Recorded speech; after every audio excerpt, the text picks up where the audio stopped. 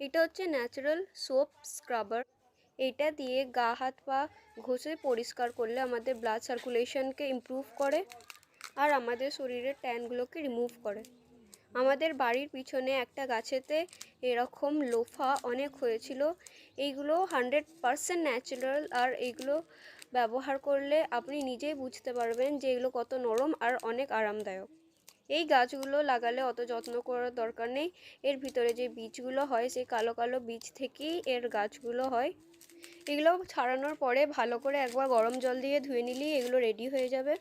তারপরে এটাকে আপনার বডিতে স্ক্রাব করলে আর কোনো প্রবলেম হবে না, কিন্তু একবার গরম জল নিয়ে ধুয়ে নেওয়াটাই উচিত, না ধুলেও কোনো প্রবলেম নেই।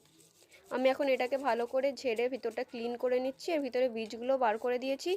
কিছু কিছু বীজ থেকে যায়, ওটাকে ভালো করে বার করার জন্য মাঝখানটা কেটে নিয়ে ওটাকে শেপ করেও ভালো করে ব্যবহার করতে পারেন। এটাকে ভালো করে ঝেড়ে নিচ্ছি।